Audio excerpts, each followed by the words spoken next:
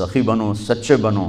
اللہ کو بخیل سے محبت نہیں ہے، اور سخی سے تعلق توڑتا نہیں اور بخیل سے جوڑتا نہیں۔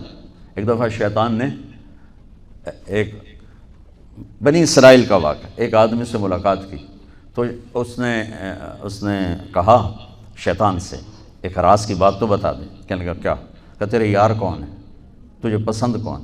کہنے لگا تین مجھے بڑے پسند ہیں، ایک جو شراب پیتا ہو، نشہ کرتا ہو، ایک جو غصے والا ہو، قابو نہ کرتا ہو، ایک جو بخیل ہو، کسی پہ خرچ نہ کرتا ہو۔ یہ تین میرے بڑے گھاٹے یار ہیں۔ اور اگلی یہ کہ اگر کسی بدبخت میں تینوں کٹھی ہو گئی، غصہ بھی، بخل بھی، شراب بھی، تو پھر وہ پیر ہوتا ہے اور میں مرید ہوتا ہوں، پھر وہ میرے تو بھی بڑا شیطان ہے۔ علی سے کسی نے پوچھا کوئی حسرت، حضرت علی سے کسی نے کوئی حسرت؟ کہنے لگے جتنا علم تھا اتنا کسی نے لیا نہیں، جتنی سخاوت تھی اتنا کسی نے مانگا نہیں، جتنی سخاوت تھی اتنا کسی نے مانگا نہیں۔ یہ دو حسرت ہیں میرے دل۔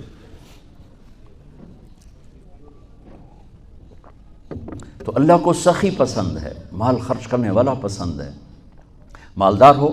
اچھا، ایک ہوتا ہے بخیل۔ اللہ کہتا ہے بخیل جہنم کے قریب، اللہ سے دور، لوگوں سے دور، جنت سے دور۔ سخی اللہ کے قریب، جنت کے قریب، لوگوں کے قریب، جہنم سے دور، اللہ کا پیارا۔ جب بنی اسرائیل نے بچھڑے کی پوجا کی تو اللہ نے کہا سب کو قتل کرو سارے۔ جب سامری پکڑا گیا جس نے شروع کروائی تو اللہ تعالیٰ نے سفارش کی، اے موسیٰ سامری کو چھوڑ دے۔ کہا یا اللہ سامری کو چھوڑ دوں؟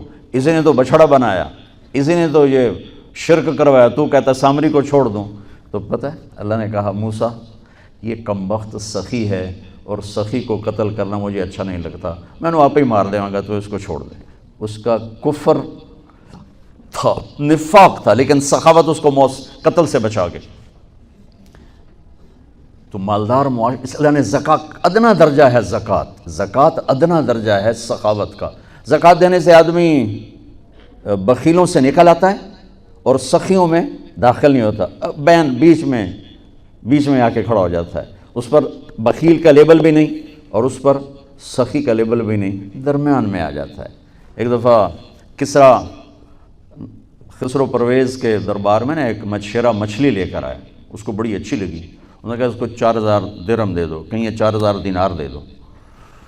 تو جب وہ اس کو دیے تو اس کی بیوی شیری نے اس کے کان میں کہا اتنی بڑی دولت تو نے مچھلی پر دے دی تو خزانہ خالی ہو جائے گا، یہ مچھلی واپس کرو اور پیسے اس سے لو۔ تو خسرو پرویز نے کہا میں اتنا بڑا بادشاہ ہوں، مجھے شرم آتی میں اس سے پیسے واپس لوں، میں نہیں لیتا۔ وہ کہنے لگی میں تمہیں طریقہ بتاتی ہوں، تم اس کو بلا کے پوچھو یہ مچھلی نر ہے یا مادہ؟ وہ کہے گا نر ہے تو تم کہنا ہمیں مادہ چاہیے تھی، واپس لو ہمارے پیسے دو۔ وہ کہے گا یہ مادہ، تم کہنا ہمیں نر چاہیے تھا، پیسے واپس۔ ٹھیک، ان کو بلایا، ہاں بھائی یہ مچھلی نر ہے یا مادہ؟ کہا حضور خسرا نہ نر ہے نہ مادہ ہے۔ اس کو 4000 اور دے دو، بیچ کی چیز۔ ہمارے کہا نا زکوٰۃ دینے والا سخی نہیں ہوتا، سمجھ رہے ہو؟ زکوٰۃ دینے والا بخیل بھی نہیں ہوتا، سخی بھی نہیں ہوتا، بخیلوں سے نکل جاتا ہے، سخیوں میں انٹر نہیں ہوتا۔ 2.5 روپے پر 1 پیسہ بھی زیادہ کر دے تو سخیوں میں نام آ جائے گا، سخیوں میں نام آ جائے گا۔ پھر سخاوت کی حد کوئی نہیں ہے۔ انہوں نے کہا حضور یہ تو بیچ کی چیز ہے، خسرا ہے۔ اس نے کہا 4000 اور دے دو۔ تو شیری کو تو بڑا غصہ چڑھ گیا، 8000، اس کی تو 7 پشتوں کو کافی تھا۔ تو 1 دینار گر گیا تو اس نے وہ اٹھا لیا۔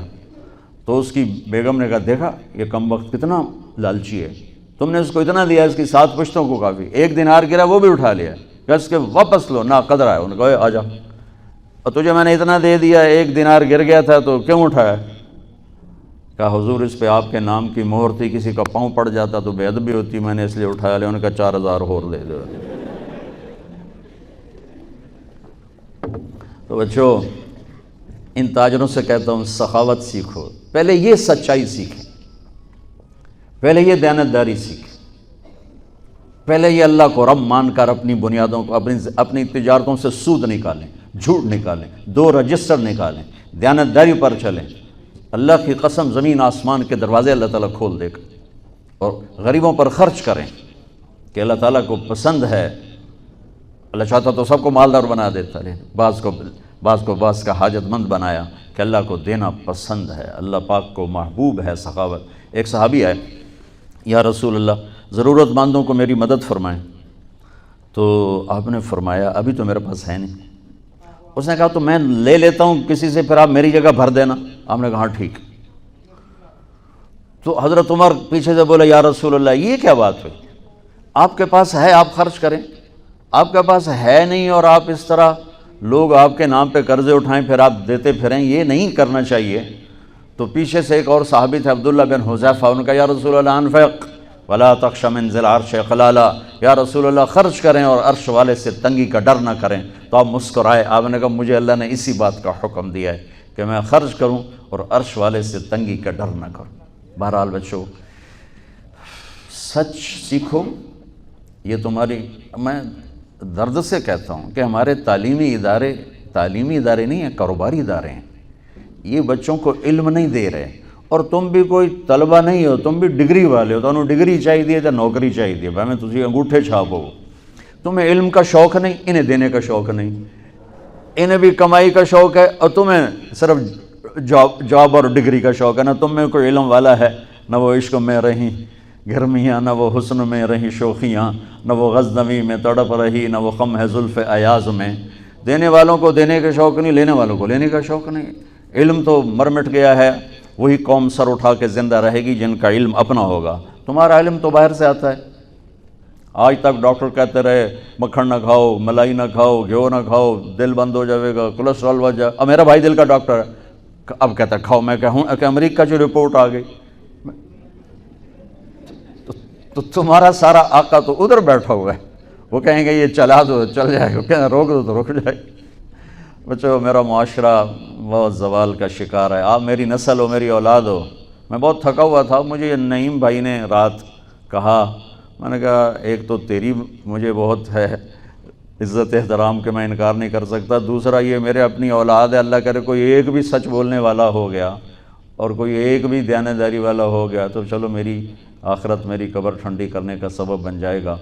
جس قوم میں سچ ہوتا ہے انہیں کوئی ڈبو نہیں سکتا، جس قوم میں دیانتداری ہوتی ہے انہیں زوال نہیں آ سکتا، جس قوم میں انصاف ہوتا ہے ان پہ سورج غروب نہیں ہوتا، جس قوم میں ظلم ہوتا ہے، جھوٹ ہوتا ہے، بددیانتی ہوتی ہے، ان پہ سورج کبھی چڑھا نہیں، انہوں نے عروج کبھی دیکھا نہیں، ذلت و پستی کے سوا کچھ نہیں ان کے پاس۔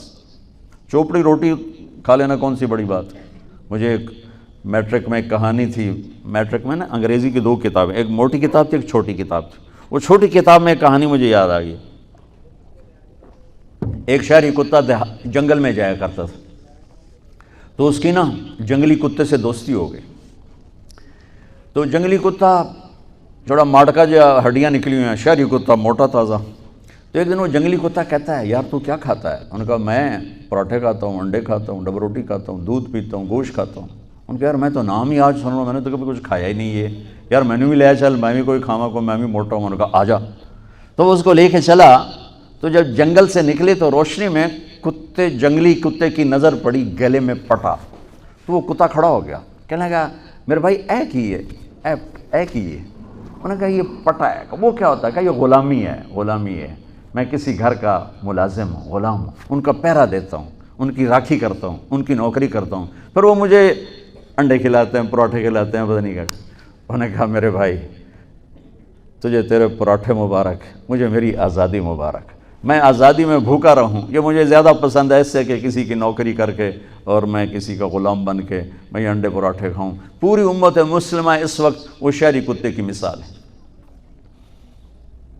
تو میرے عزیزو سچائی پر آؤ، دیانتداری پر آؤ، انصاف پر آؤ، محبت پر آؤ، درگزر پر آؤ۔ آپ ابھی بچے ہو، والدین کو عزت دو، والدین کی قدر کرو، اپنے اساتذہ کی قدر کرو۔ اساتذہ سے ہمارے نصاب میں انسانیت کا کوئی درس ہی کوئی نہیں کہ انسان اچھا انسان کیسے بنتا ہے۔ وہ تو بنتا ہے رسول پاک کی زندگی کو دیکھنے سے، وہ زندگی ہمارے پاس ہے نہیں، ہم نے سیکھی نہیں، ہمارے سامنے نہیں۔ تو اس مختصر سے وقت میں آپ کو کیا کہہ سکتا ہوں، کوئی بات دل کو لگی ہو تو لے لینا، نہ لگی ہو تو فقیرانہ آئے صدا کر چلے، میاں خوش رہو ہم دعا کر چلے۔ یہ تبلیغ کا کام اسی کو سیکھنے کی محنت کہ جب آپ لوگوں کو چھٹی ہو، موقع ملے تو کچھ دن جانا، انشاءاللہ بہت فائدہ ہوگا بچوں، بہت فائدہ ہوگا۔ یہ زندگی کو پلٹ دینے والی محنت ہے. کبھی عرش پر کبھی فرش پر، کبھی ان کے در کبھی در بدر، غم عاشقی تیرا شکریہ میں کہاں کہاں سے گزر گیا. کبھی راستوں میں تنہا، کبھی ہوں ورود صحرا، میں جنوں کا ہم سفر ہوں، میرا کوئی گھر نہیں ہے.